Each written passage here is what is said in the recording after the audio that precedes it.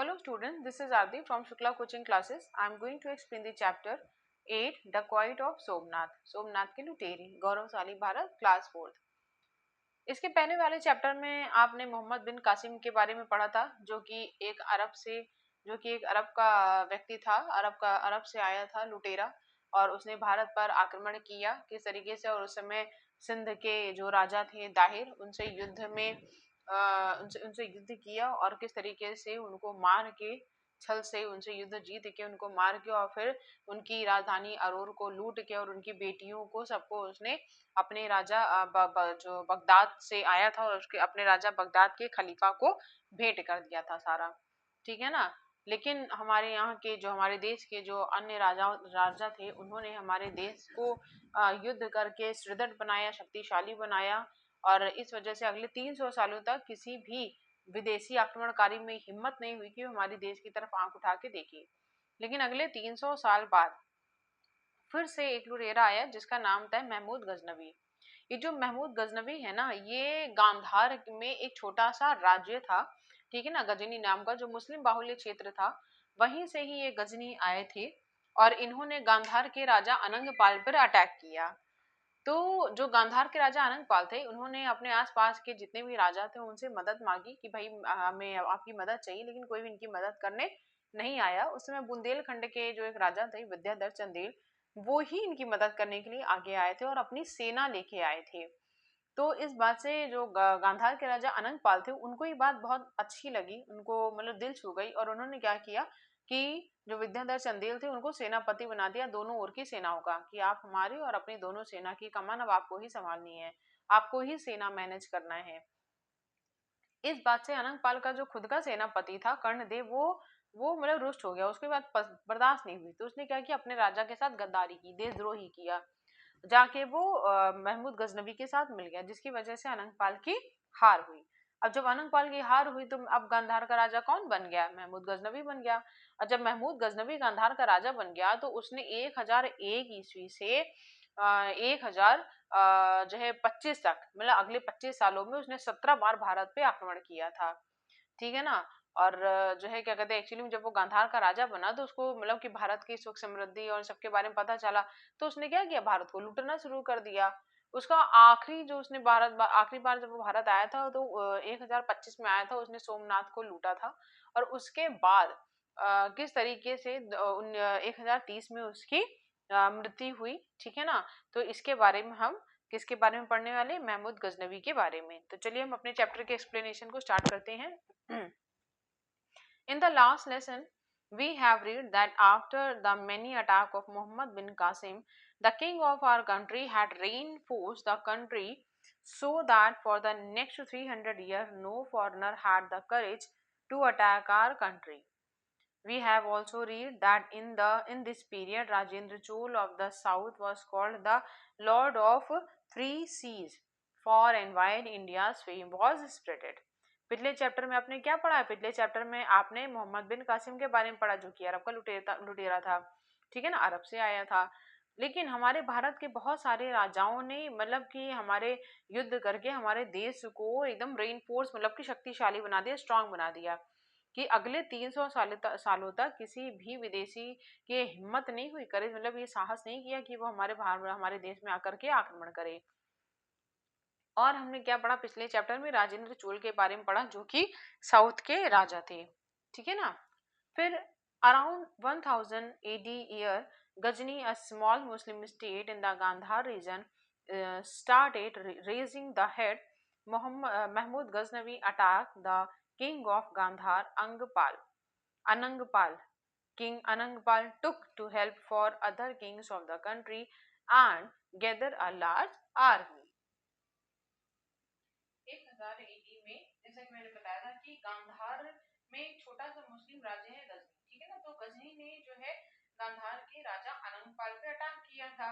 ठीक है ना। और अनंगपाल ने आसपास के सभी राजाओं से मदद मांगी। ठीक है ना, the king of the country, और इसलिए मदद मांगी ताकि वो एक बड़ी आर्मी को इकट्ठा कर सके। लेकिन कोई भी उसकी मदद करने नहीं आया। He would not get help from other king except Bundelkhand Vidyadhar Chandel. Bundelkhand के जो राजा थे विद्याधर चंदेल, सिर्फ वो ही अनंतपाल की मदद करने आए थे। अब Vidyadhar came with himself and his army, वो खुद भी अपनी आर्मी लेकर आए और Vidyadhar Chandel was very mighty emperor, वो बहुत ही ज्यादा शक्तिशाली राजा थे. So he was made the commander of the combined army force, उनको दोनों तरफ की आर्मी का सेनापति बना दिया गया. आनंदपाल कमांडर्स कर्णदेव, आनंदपाल के जो कमांडर थे, ठीक है ना, सेनापति थे Karnadev, become angry with this point, उनको ये बात पसंद नहीं आई और वो टेररिस्ट हो गए, बिकम टेररिस्ट मतलब कि देशद्रोही हो गए.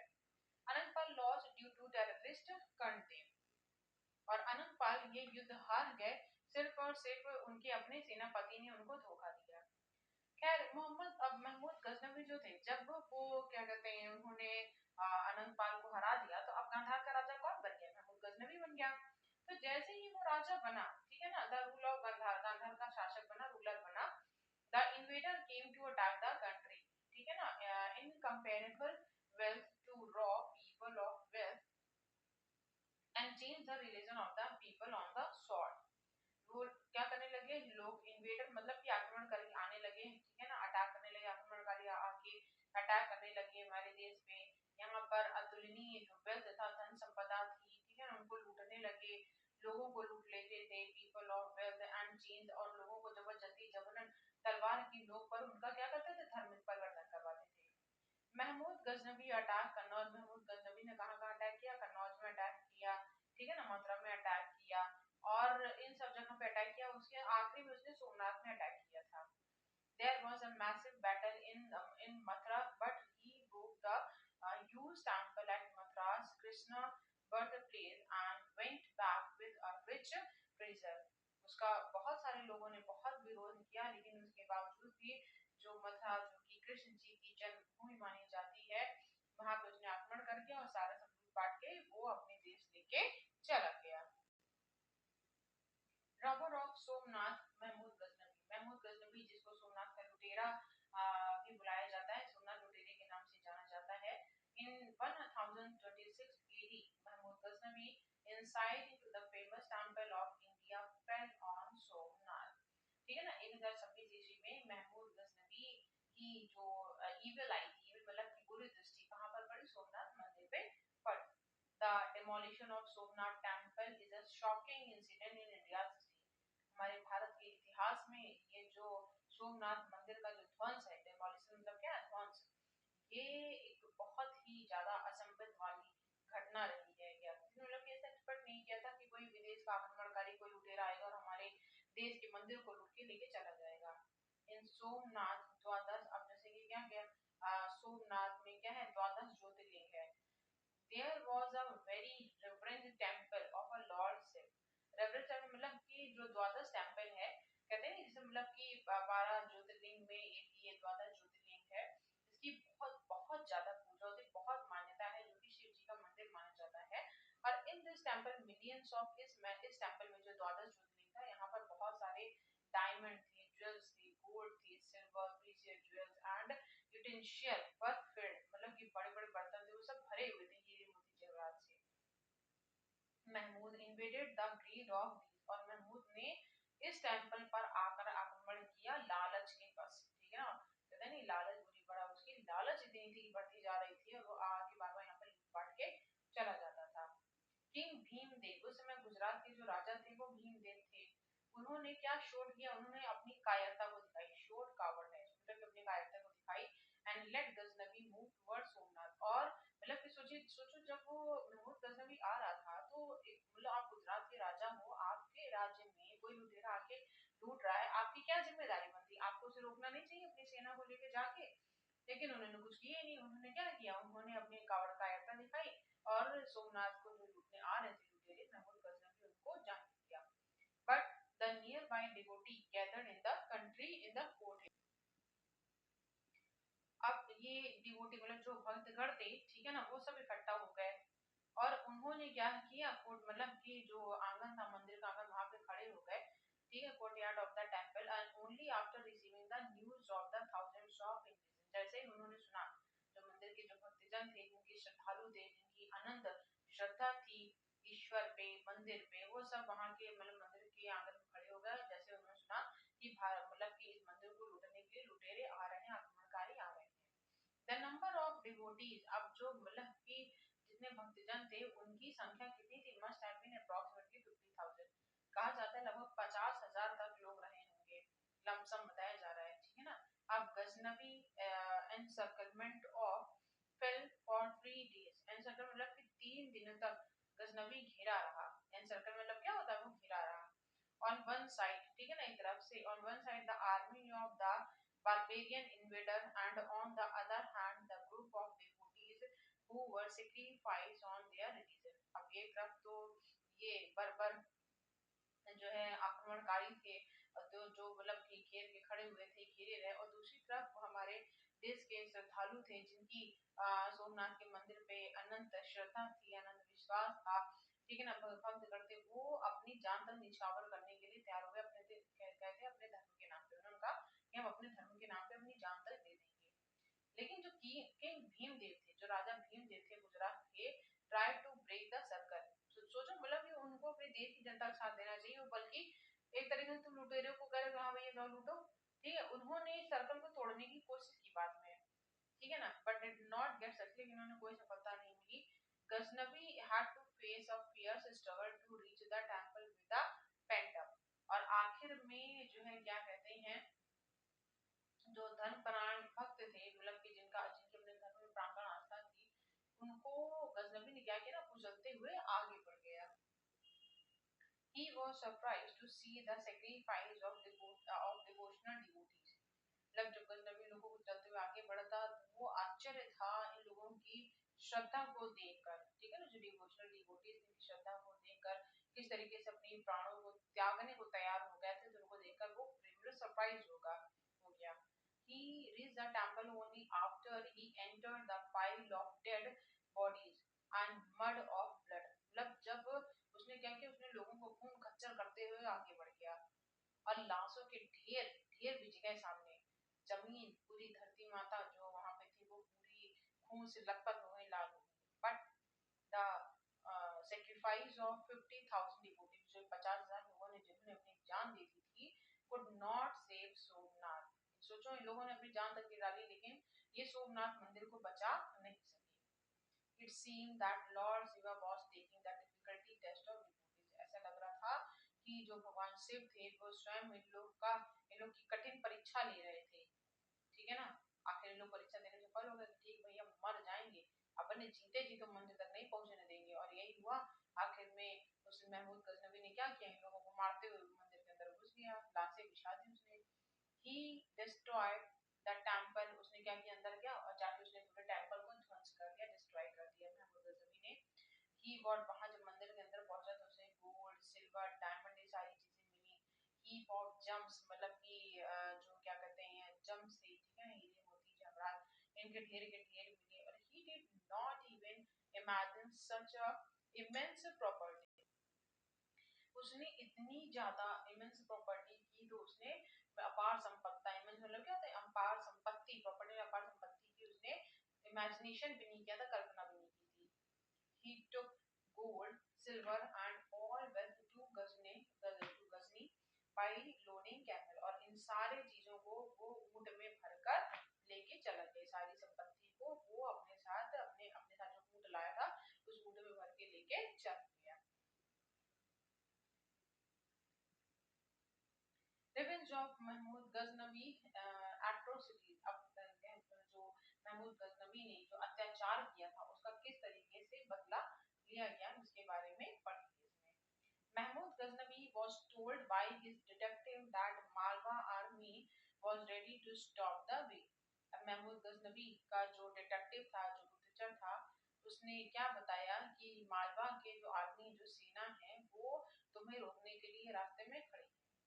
गजनवी became frightened, गजनवी थोड़ा डर गया। Thousands of soldiers were killed, क्यों, क्योंकि पहले से ही हजारों सैनिक तो उसके मारे जा चुके थे।